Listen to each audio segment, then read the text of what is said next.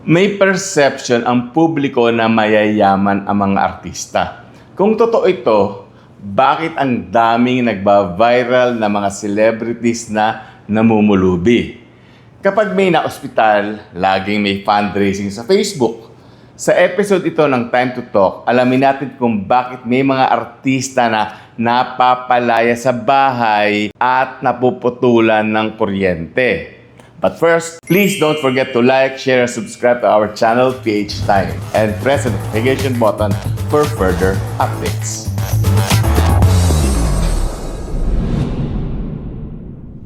Sa kasagsagan ng away ni Lotlot De Leon at Ian De Leon, inamin ni Lotlot na may mga pagkakataon na napuputulan siya ng kuryente at minsan ay walang panggas. To think, humataw siya as a box office princess nung siya ay nasa Regal Films. Anyari. But good news, ang balita ko, okay na ang finances niya ngayon. May mga work na kasi sa awa ng Diyos.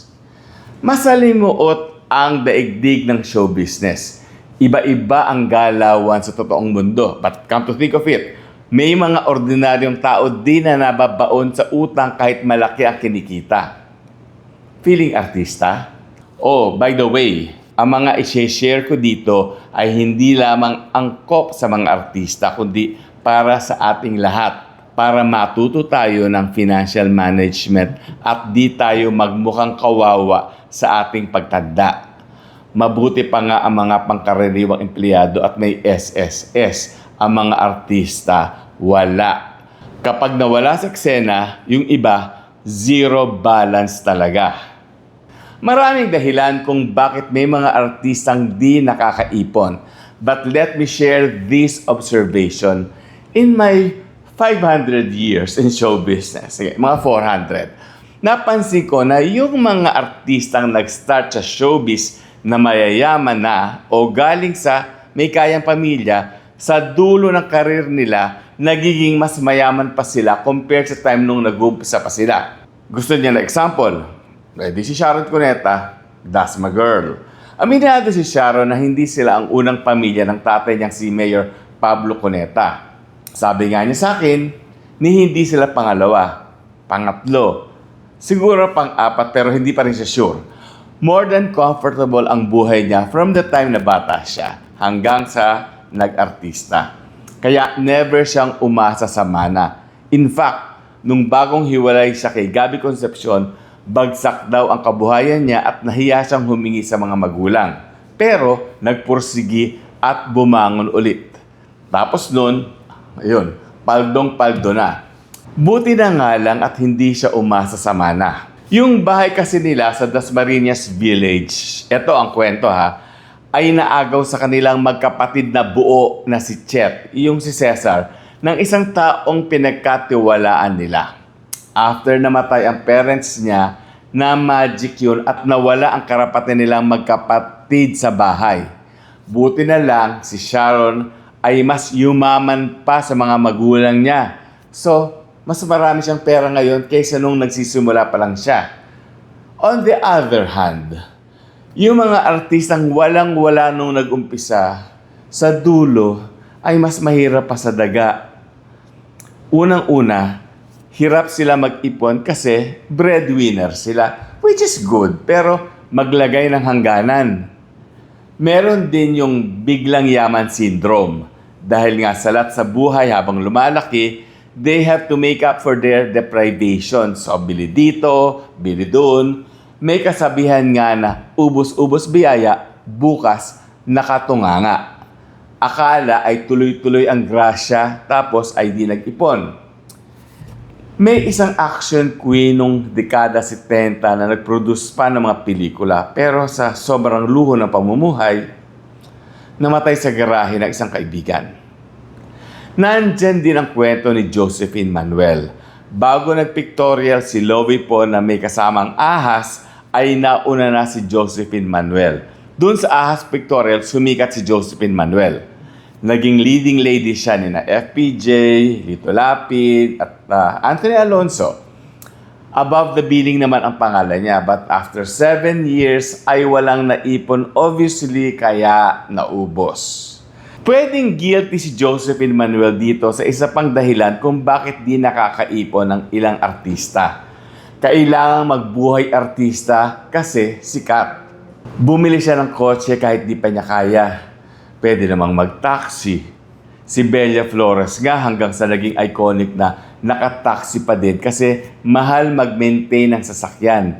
Kung hindi ka nag-drive, edi kailangan ay may driver na pasweldo at pakain. Si Perla Adea, kahit kilala pa siya after umexit sa showbiz, ay nag-jeep papuntang Trinity College nung pinagpatuloy niya ang kolehiyo. Eh di maayos ang buhay nila ng husband na si Romy Malyari hanggang ngayon. Palibasa nga, masinop. So, ang ending ni Josephine Manuel na masukan bilang kasambahay at na maglaon ay tumira sa lansangan. Kinailangan pa ng kapatid niyang si Vilma na humingi ng tulong sa Wish Ko Lang para mahanap. Ang lesson, kahit artista na, kung hindi afford, huwag ipilit. Si Glyza De Castro nga, ang kaya lang bilhin nung nag-uumpisa pa lang ay karag-karag na second hand na sasakyan. Well, yun lang, pati siya nagtutulak ng kotse kapag tumirik. Pero, nalagpasan niya yon. Ngayon, may resort na siya sa Aurora Province.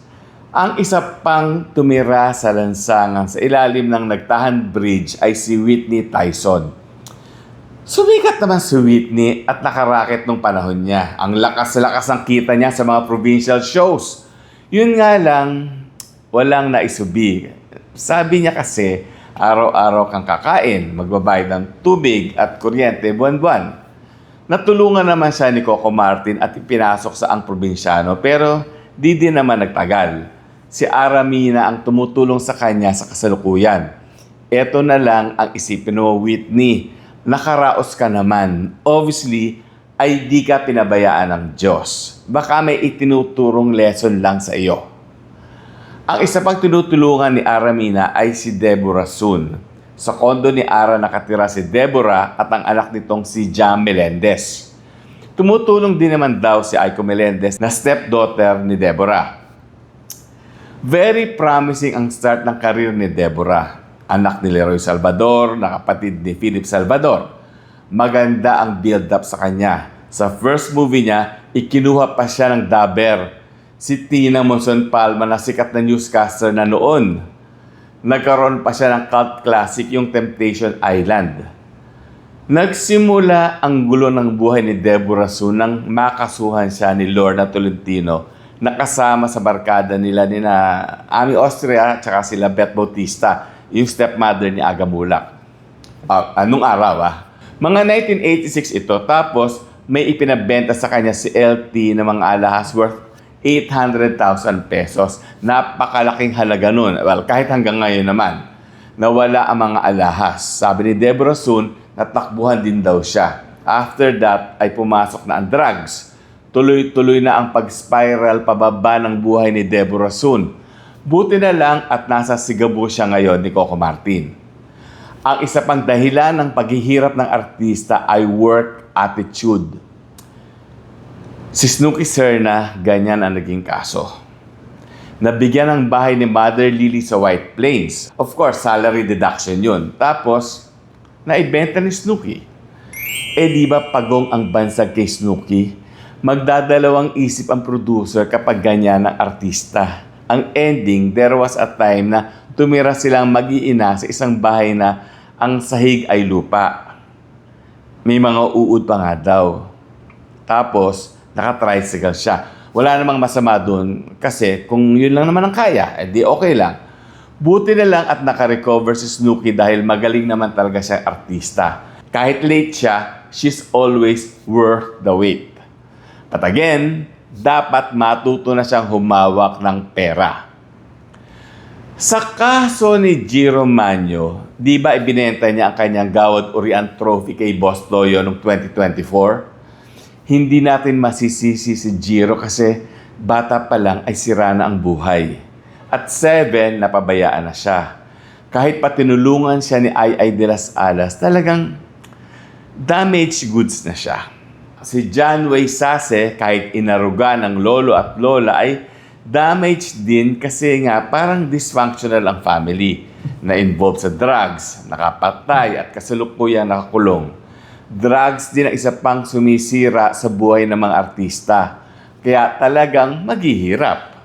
Ganito ang nangyari kay John Regala na naging junior action superstar. Nanalo din ng urian.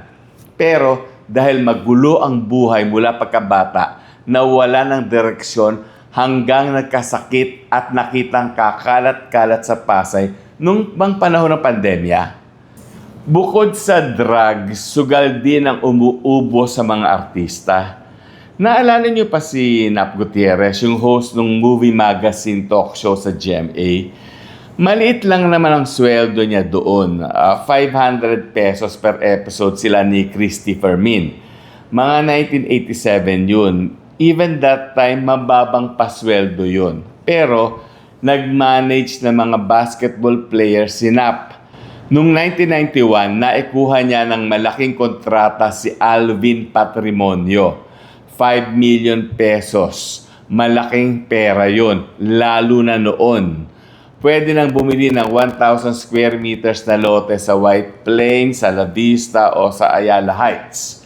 Hindi ako sure kung magkano ang komisyon ni Nap doon, pero yumaman si Nap doon sa deal na yon. Ang dami pa niyang hawak na ibang players nung kasagsagan ng PBA. Ang pagkaalam ko ay nalulong sa sugal si Nap at nakakapagpatalo daw ng hanggang 1 million pesos. Kalaunan, ayun, nagkautang-utang at nagkaroon namang estafa cases. Sana ay walang ma-offend sa paglahad ko ng kwento ni Nap, but I feel that I have to share this story with you kasi ang daming aral na mapupulot. Mabait naman si Nap. Never siyang naging mayabang. His only flaw was his gambling. Tandaan nyo, sa sugal, kasino lang ang nananalo. Sa kaso naman ni Ping Medina, hindi naman siya marunong magsugal nung araw. Kaya lang, nung pandemic ay kinailangan niya maghanap ng racket at dun siya naging sabong agent at natutunan na din niya yung sabong at na-addict.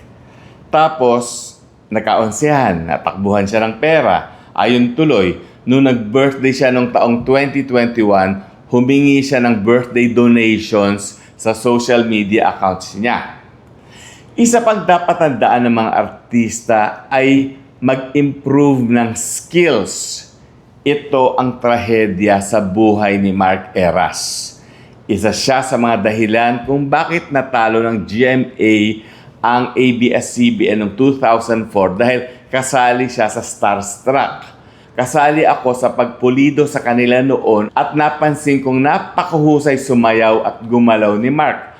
But even as early as that, nag-worry na ako sa future niya sa showbiz kasi na-limit lang sa sayaw ang talent ni Mark.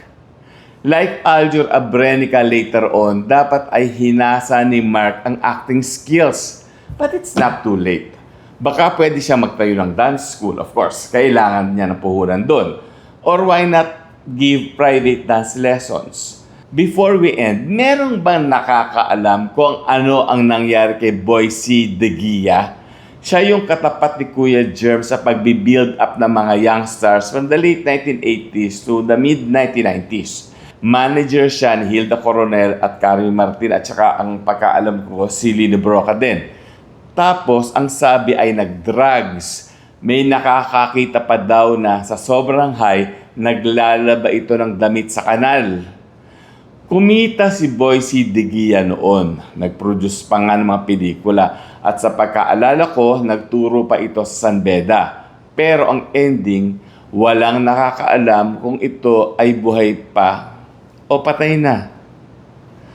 Meron ding isang iconic host-producer noon na flying high nung malaki pa ang kita.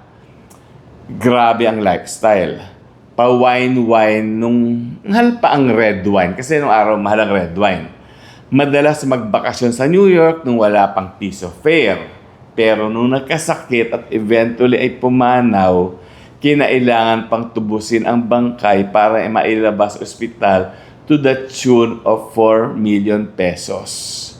Salamat na lang sa napakalaking tulong ni Sharon Cuneta. Alam nyo, maswerte ang mga artista ngayon kasi natututukan sila, pati finances nila, ng mga in-house talent agencies ng mga TV network. Tinuturuan sila to be financially literate. Pero huwag kayong magpakakampante. Iwasan nyo ang lahat ng inilahad ko dito na mga dahilan kung bakit may mga artista naghirap. Oo, nandyan nga ang mga network nyo. Tatanda din kayo at may mga bagong muka na tiyak na papalit. Kahit gaano pa kayo kasikat ngayon, kapag nawala na ang ningning nyo, ilalaglag din kayo ng mga network nyo. Kaya ipon-ipon at mag-invest sa tamang negosyo kapag may time. Tandaan, ang kasikatan ay dadaan lang. Mahalaga na may hawak kayong konkreto, bahay man yan, lupain o negosyo na magpapatunay na once upon a time ay naging sikat kayo at nagkaroon kayo ng pera.